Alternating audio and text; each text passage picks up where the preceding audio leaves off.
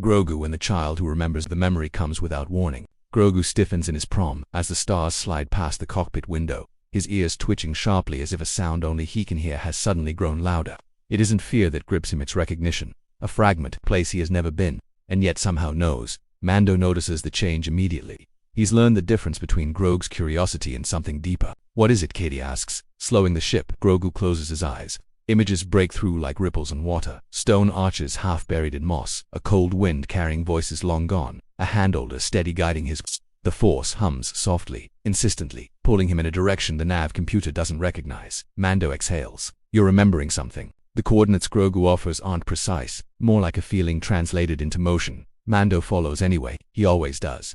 The ship veers off known routes, drifting into a quiet sector where hyperspace lanes fade and the galaxy feels older. The planet appears suddenly green and gray, scarred by time but not ruined. No traffic, no active signals, just silence laid over life. They land near the remains of what was once a settlement. Structures stand crooked, reclaimed by vines and stone.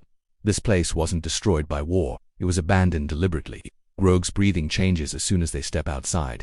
The air smells familiar to him, damp earth, old stone. The Force is thick here, not powerful, but deep like water that remembers every footstep ever taken through it.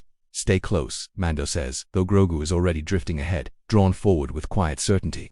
They reach a central plaza dominated by a low temple structure, its entrance cracked but intact. Grogu pauses at the threshold, his small hand trembles. Someone is inside. Mando shifts subtly, every instinct sharpening. We're not alone. The figure waiting for them doesn't hide. They step into the light slowly, an older being, humanoid, wrapped in worn robes that once marked a Jedi order long dissolved. Their hair is silver, their movements careful but calm. Their eyes, however, are sharp with recognition the moment they fall on Grogu. You came back, the stranger says softly. Grogu gasps a small, startled sound and the memory crashes fully into place. This is the one who hit him, the one who carried him through fire and smoke, the one who severed his trail in the Force so he could survive. Not a master, not quite a guardian, something in between. A watcher. Mando doesn't lower his guard. You know him. The stranger nods. I knew him when he was small enough to disappear in my sleeve. Grogu floats forward, eyes wide, emotions tangling, confusion, relief, something dangerously close to grief. He reaches out tentatively with the Force, brushing the stranger's presence. It matches the echo he's carried his whole life. I stayed, the stranger continues. Someone had to remember. Someone had to wait, in case he ever followed the memories back. The temple inside is modest, no grand halls, no holocrons humming with power. Just stone, quiet, and the weight of choices made to protect a child the galaxy wanted erased. Grogu wanders slowly, touching walls, triggering faint Force resonances, straining exercises half forgotten, laughter from younglings who never returned. Each memory settles into him, not overwhelming but clarifying. Mando watches, conflicted. This place explains too much, and yet it also threatens something he's fought to preserve. You want him to stay, Mando says flatly. The stranger meets his gaze. I want him to remember who he is, what he is. The Force does not demand he return to the old ways, but it deserves honesty. Grogu stops between them. For the first time, the choice is fully his.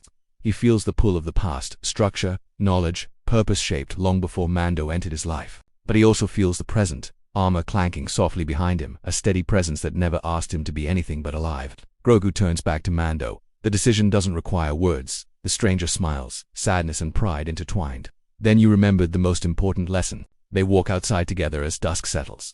The stranger gives Grogu a small Takona smooth stone etched with old Jedi markings.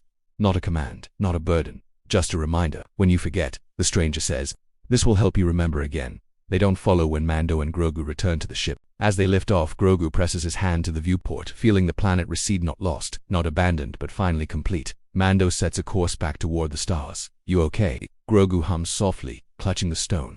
His memories are heavier now but steadier anchored. The past no longer chases him. It waits quietly until he's ready to look back again. The ship is quiet after they leave the forgotten planet. Not the comfortable silence Mando is used to, but something heavier, thoughtful. Grogu sits unusually still in his pram, fingers curled tightly around the smooth stone the stranger gave him. The Force around him feels layered now, like a song with new harmonies added. Mando doesn't push. He's learned that some moments need space. Hours pass before Grogu finally looks up. His eyes aren't distant this time, they're focused. Grounded, he makes a soft sound and lifts the stone slightly, letting Mando see it properly. Memory, Mando guesses. Grogu nods. Then, carefully, he reaches out. The cockpit lights flicker, not violently, not accidentally, intentionally. For the first time, Grogu isn't reacting to the Force. He's guiding it. Mando straightens. That's new. Images form in the air, faint and unstable at first. A younger Grogu carried through smoke-filled corridors, blaster fire echoing, hands pushing him into hiding. Fear but controlled, purposeful, someone choosing to stay behind so he could escape. Mando watches without interrupting, his jaw tightens. So you didn't just survive, he says quietly. You were protected. Grogu lets the images fade. He looks tired, but not overwhelmed. Sharing the memory seems to have eased something inside him. The stone hums once, softly, then goes quiet. Their next stop is a refueling outpost, nothing special, nothing dangerous, or at least it shouldn't be. But the moment they dock, Grogu's ears twitch sharply. The familiar prickle of being watched crawls through the Force. Mando feels it too. We don't linger. They don't make it far. A group waits near the platform exit, too coordinated to be coincidence, not Imperial, not bounty hunters either. Something quieter, more deliberate.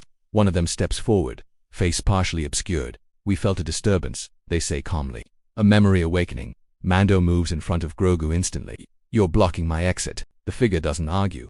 Their gaze slides past Mando straight to Grogu. The child has begun to remember. That makes him dangerous to himself. To others, Grogu clutches the stone.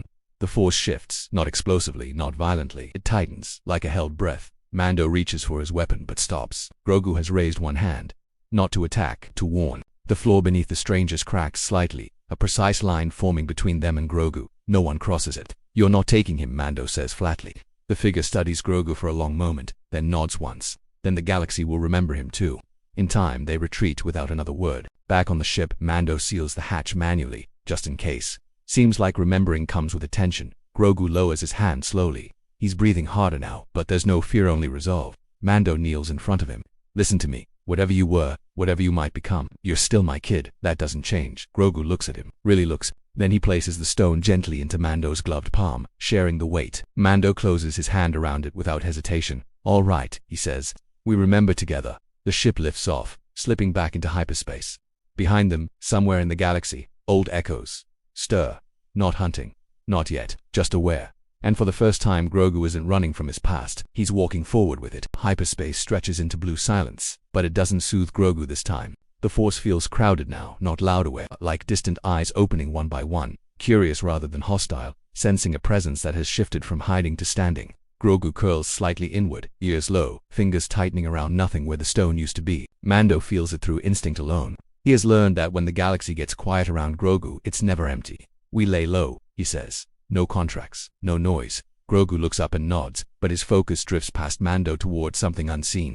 Memory stirs again, this time not images, but understanding. Remembering isn't just recalling the past. It's reconnecting to a current that never stopped flowing. They divert to a fringe world listed as uninhabited. The surface is scarred rock and wind-carved canyons, nothing that would draw attention. As soon as they land, Grogu exhales a small, relieved sound. The Force is thin here, quiet enough to think. They make camp near a canyon wall. Mando works in silence, cleaning armor, checking weapons. Grogu sits nearby, experimenting carefully, lifting a pebble, lowering it, then another. Controlled, measured, not like before. Mando watches from the corner of his eye. You're different, Grogu pauses, then looks at his hands as if seeing them for the first time. He hums softly, not confusion but acknowledgement. That night, the dream comes. Grogu stands in a vast chamber of light and shadow. Figures move at the edges, Jedi not as legends, but as people. Some afraid, some resolute. One kneels before him, not in reverence but in trust. You will forget, the figure says gently, and that will save you. Grogu answers without speaking, and I will remember. He wakes with a start. The canyon is still, but the Force ripples outward from him like a pulse in water. Mando is instantly awake, blaster half-raised. Grogu lifts one hand and stops himself. Instead of releasing the energy, he pulls it back in. The ripple fades. Mando lowers his weapon slowly. You're learning control, Grogu nods. This time the nod is confident. By morning they're not alone. A single ship descends silently, landing at the canyon's edge. No insignia, no threat display, just presence. Mando stands, positioning himself between Grogu and the newcomer. A woman steps out, an armed hood down. Her eyes flick briefly to Grogu, then back to Mando. I'm not here to take him. Good, Mando replies. Then leave. She doesn't. I'm here because I once made the same choice you did, she explains quickly. A former Seeker, not Jedi, not Sith. Someone who chose to walk away from the old orders when the galaxy demanded absolutes. She felt Grogu's awakening not as a beacon, but as a question. He's not becoming what they expect, she says. That scares them. Grogu studies her carefully. He doesn't sense deceit, but he does sense distance. I'm one who survived by letting go. I won't train him, she adds. I won't guide him. I just wanted you to know what's coming. Mando's voice is steady. We're used to being hunted. She smiles faintly. This won't be a hunt, it'll be an invitation, and refusal will matter. Before Mando can reply, she turns and leaves, ship lifting off without another word. Silence returns. Grogu looks at Mando, searching not for orders, for reassurance. Mando kneels. "You don't owe the galaxy anything," he says. "Not your power. Not your memories." Grogu reaches out, placing one small hand against Mando's chestplate. Through the Beskar, Mando feels warmth, connection, choice. For the first time, Grogu doesn't just remember who he was. He knows who he is becoming. And whatever the galaxy decides to do with that, he won't face it alone.